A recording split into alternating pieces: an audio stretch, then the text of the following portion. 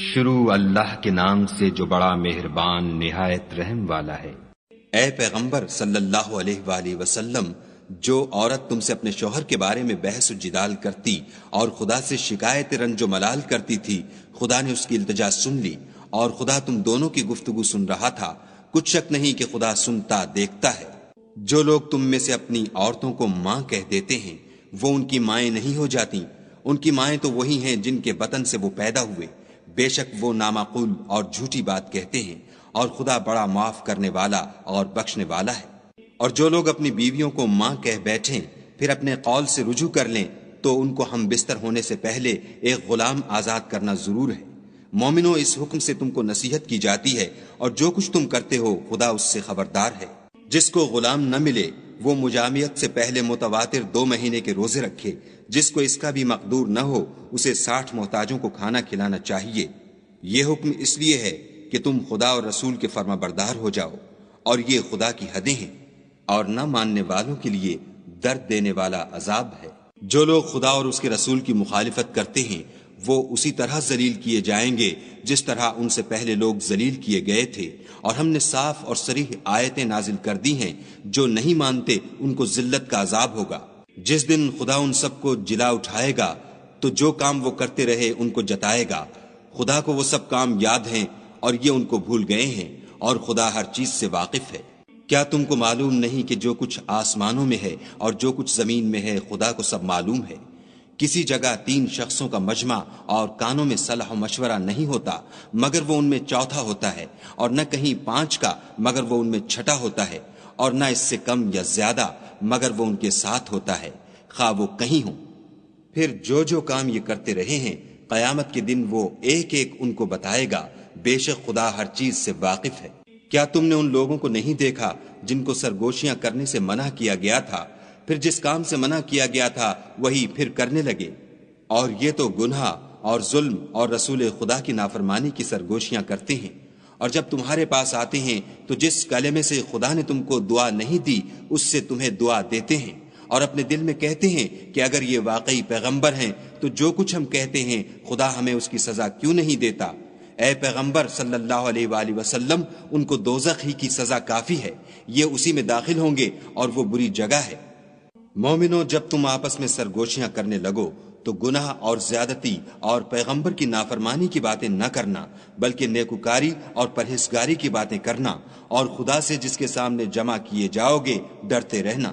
کافروں کی سرگوشیاں تو شیطان کی حرکات سے ہیں، جو اس لیے کی جاتی ہیں کہ مومن ان سے غمناک ہوں، مگر خدا کے حکم کے سوا ان سے انہیں کچھ نقصان نہیں پہنچ سکتا۔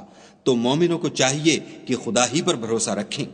مومنوں، جب تم سے کہا جائے کہ مجلس میں کھل کر بیٹھو تو کھل بیٹھا کرو، خدا تم کو کشادگی بخشے گا۔ اور جب کہا جائے کہ اٹھ کھڑے ہو تو اٹھ کھڑے ہوا کرو۔ جو لوگ تم میں سے ایمان لائے ہیں اور جن کو علم عطا کیا گیا ہے خدا ان کے درجے بلند کرے گا، اور خدا تمہارے سب کاموں سے واقف ہے۔ مومنو، جب تم پیغمبر کے کان میں کوئی بات کہو تو بات کہنے سے پہلے مساکین کو کچھ خیرات دے دیا کرو، یہ تمہارے لیے بہت بہتر اور پاکیزگی کی بات ہے۔ اور اگر خیرات تم کو میسر نہ آئے تو خدا بخشنے والا مہربان ہے۔ کیا تم اس سے کہ پیغمبر کے کان میں کوئی بات کہنے سے پہلے خیرات دیا کرو ڈر گئے؟ پھر جب تم نے ایسا نہ کیا اور خدا نے تمہیں معاف کر دیا تو نماز پڑھتے اور زکوٰۃ دیتے رہو، اور خدا اور اس کے رسول کی فرما برداری کرتے رہو، اور جو کچھ تم کرتے ہو خدا اس سے خبردار ہے۔ بھلا تم نے ان لوگوں کو نہیں دیکھا جو ایسوں سے دوستی کرتے ہیں جن پر خدا کا غضب ہوا؟ وہ نہ تم میں ہیں نہ ان میں، اور جان بوجھ کر جھوٹی باتوں پر قسمیں کھاتے ہیں۔ خدا نے ان کے لیے سخت عذاب تیار کر رکھا ہے، یہ جو کچھ کرتے ہیں یقیناً برا ہے۔ انہوں نے اپنی قسموں کو ڈھال بنا لیا اور لوگوں کو خدا کے رستے سے روک دیا ہے، سو ان کے لیے ذلت کا عذاب ہے۔ خدا کے عذاب کے سامنے نہ تو ان کا مال ہی کچھ کام آئے گا اور نہ اولاد ہی کچھ فائدہ دے گی۔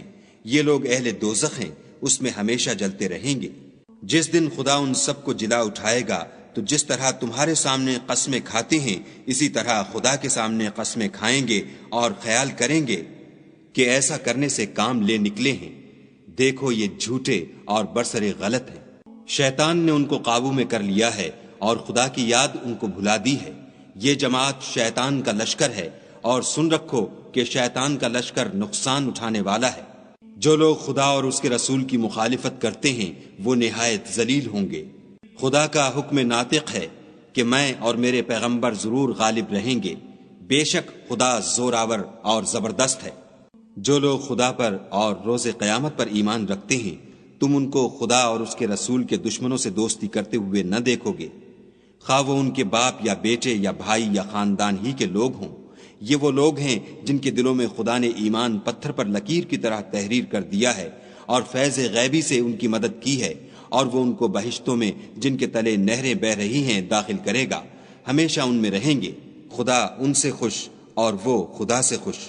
یہی گروہ خدا کا لشکر ہے، اور سن رکھو کہ خدا ہی کا لشکر مراد حاصل کرنے والا ہے۔